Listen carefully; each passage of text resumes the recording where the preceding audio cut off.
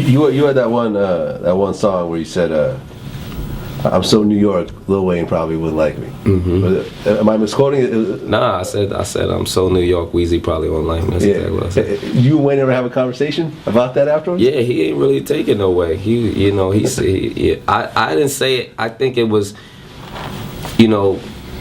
media has a way of taking like a line and making it look like it's, a diss and all of that, but it really wasn't a diss record, and after you heard the rest of the record, I don't think anybody took that as a Lil Wayne diss record. It was like a clever play on words, and Lil Wayne had just put out an interview or statement saying like he didn't like New York. I just don't like New York. And it's his opinion to say, you know what I'm saying? I do feel like New York is such in a down place right now that you could fire statements off like that.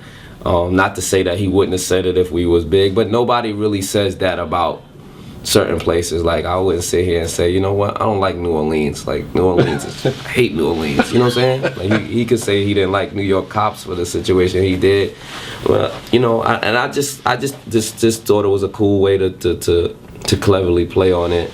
And it wasn't a diss record at Wayne, and when I seen Wayne, he was like, yeah, I didn't take it that way, because you never know, the media amps things up, so when you see people, you don't know if, like, I wanted to just go to him and make sure that we were cool, because we were cool, you know what I'm saying, we are cool, so I was like, he was like, nah, man, like, he's not one of them kind of people that let, blogs and rumor blogs, affect them. There are some artists who do, though, by the way. There are some guys who will call you up and be like, yo, man.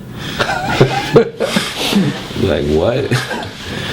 So, you think hip-hop is too sensitive in general?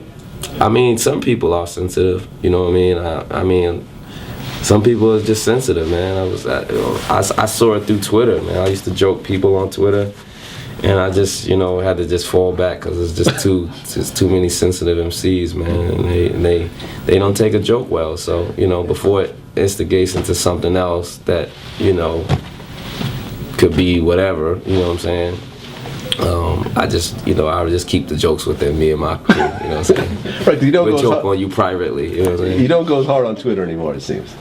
Nah, and I think Twitter kind of died down a little bit. It's not as, remember then it was trending topics, and I used to do the trending topics, and it just seemed like it was more attention and audience and area, but Instagram kind of came, and, people just want Instagram pictures and stuff. That's all they want. You know what I mean? That's all everybody wants is Instagram pictures. Man. I mean, honestly, like the whole thing with you and Ray J, which started off with Twitter. Yeah. It seemed like you were just joking around, and it turned into something.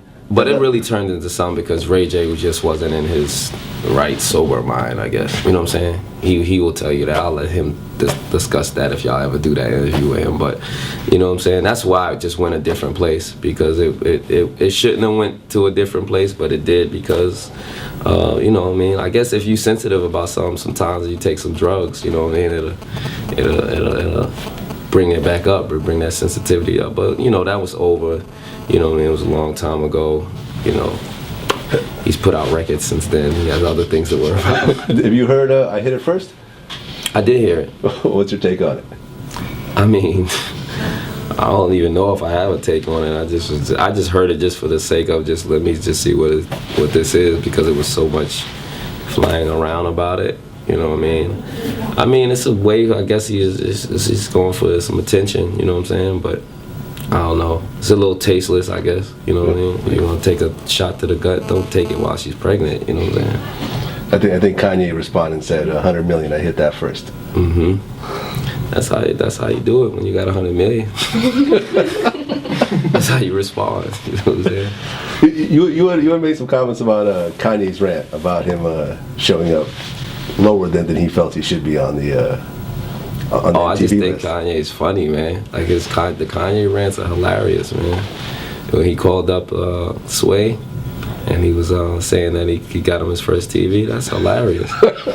That's classic Kanye, man. Have you spent a lot of time with Kanye?